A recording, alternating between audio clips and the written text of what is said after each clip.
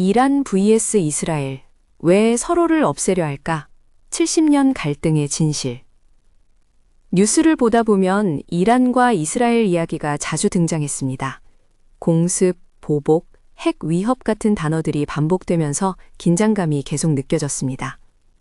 그런데 이 두 나라는 서로 국경을 맞댄 나라도 아니었습니다. 그럼에도 왜 이렇게까지 강하게 대립하고 있는지 궁금해졌습니다. 단순한 종교 갈등이라고 보기에는 너무 오래 그리고 집요하게 이어져 온 상황이었습니다. 그래서 이 갈등이 어떻게 시작됐고 왜 지금까지 이어지고 있는지 흐름을 따라 정리해 보려 합니다. 이 이야기는 1948년부터 시작됩니다. 제2차 세계대전 이후 유대인들은 자신들의 국가인 이스라엘을 세우게 됩니다. 문제는 그 땅이 원래 팔레스타인 사람들이 살던 지역이었다는 점이었습니다.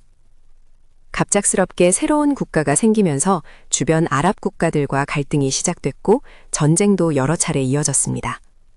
그 과정에서 이스라엘은 점점 더 강한 국가로 자리 잡았습니다.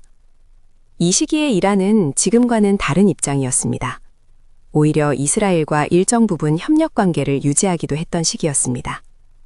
하지만 1979년 이란에서 일어난 이슬람 혁명은 모든 흐름을 완전히 바꿔버렸습니다. 이전까지 친서방 성향이었던 이란은 혁명을 계기로 반미, 반이스라엘 노선을 선택하게 됩니다.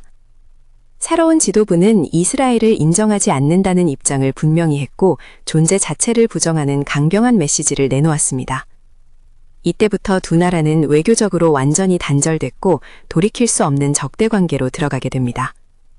이후 두 나라는 직접 대규모 전쟁을 벌이기보다는 다른 방식으로 충돌해왔습니다. 이란은 중동 지역에서 이스라엘과 대립하는 무장 조직들을 지원했고 대표적으로 레바논의 헤즈볼라와 팔레스타인의 하마스가 있습니다. 이 조직들은 이스라엘을 공격했고 이스라엘은 이를 이란의 영향력으로 판단했습니다. 그래서 이스라엘은 이란과 관련된 인물이나 시설을 겨냥한 비밀 작전을 진행하기도 했습니다. 겉으로는 전면전이 아닌 것처럼 보였지만 실제로는 보이지 않는 충돌이 계속 이어지고 있었습니다. 이 갈등에서 가장 위험한 요소 중 하나는 핵 개발 문제였습니다. 이란은 핵 기술을 개발해왔고 평화적인 목적이라고 주장했습니다. 하지만 이스라엘은 이를 심각한 위협으로 받아들였습니다. 이스라엘을 인정하지 않는 국가가 핵무기를 보유할 가능성이 있다는 점 때문이었습니다. 이스라엘 입장에서는 단순한 외교 문제가 아니라 국가의 생존과 직결된 문제였습니다. 그래서 이란의 핵시설을 겨냥한 공격이나 사이버 작전이 이루어지기도 했고 이 문제는 언제든지 큰 충돌로 이어질 수 있는 상황으로 이어졌습니다.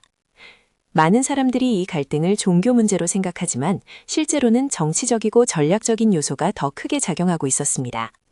이란은 이슬람 국가이고 이스라엘은 유대 국가라는 차이가 분명 존재하지만 그보다 더 중요한 것은 중동 지역에서 누가 더 큰 영향력을 가지느냐는 경쟁이었습니다. 이란은 영향력을 확대하려 했고 이스라엘은 이를 강하게 견제했습니다. 이런 구조 속에서 갈등은 계속 반복되고 심화되었습니다.